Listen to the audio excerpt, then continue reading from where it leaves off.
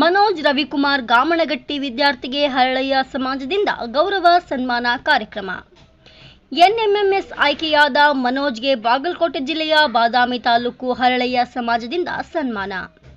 ಇತ್ತೀಚೆಗೆ ಪ್ರಕಟಗೊಂಡ ರಾಷ್ಟ್ರಮಟ್ಟದ ಎನ್ಎಂಎಂಎಸ್ ಪರೀಕ್ಷೆಯಲ್ಲಿ ಬಾದಾಮಿಯ ನಮ್ಮ ಸಮಾಜದ ವಿದ್ಯಾರ್ಥಿ ಮನೋಜ್ ರವಿಕುಮಾರ್ ಗಾಮನಗಟ್ಟಿ ತಾಲೂಕಿಗೆ 10ನೇ ಸ್ಥಾನ ಪಡೆದು ಆಯ್ಕೆಯಾಗಿ ಸಮಾಜಕ್ಕೆ, ಕಲಿತ ಶಾಲೆಗೆ ಮತ್ತು ತಂದೆ ತಾಯಿಗೆ ಕೀರ್ತಿ ತಂದ ಪ್ರಯುಕ್ತ ಸ್ಥಳೀಯ ಶ್ರೀ ಶಿವಶರಣ ಹರಳಯ್ಯ ಸಮಾಜ ವತಿಯಿಂದ ಅಧ್ಯಕ್ಷ ನಾಗರಾಜ್ ಹೊಸಮನಿ ಶಾಲು ಹೊದಿಸಿ ಫಲಪುಷ್ಪ ನೀಡಿ ಸನ್ಮಾನಿಸಿದರು.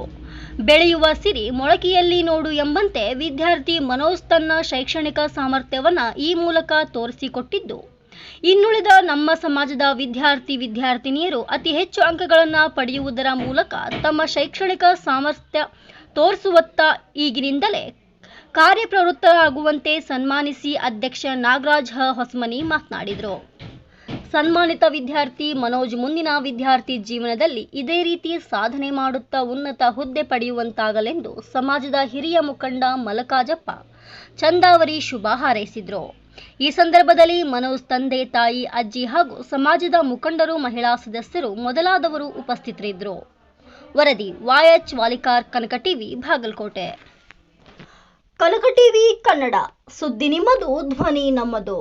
ಯಾವುದೇ ಸುದ್ದಿ ಹಾಗೂ ಜಾಹೀರಾತು ನೀಡಲು ಸಂಪರ್ಕಿಸಿ. ರಾಜ್ಯಾದ್ಯಂತ ಪ್ರತಿ ಜಿಲ್ಲೆ ಹಾಗೂ ತಾಲೂಕು ಭಾಗದಲ್ಲಿ ಮಹಿಳೆಯರು ಹಾಗೂ ಪುರುಷರು ವರದಿಗಾರರು ಬೇಕಾಗಿದ್ದಾರೆ.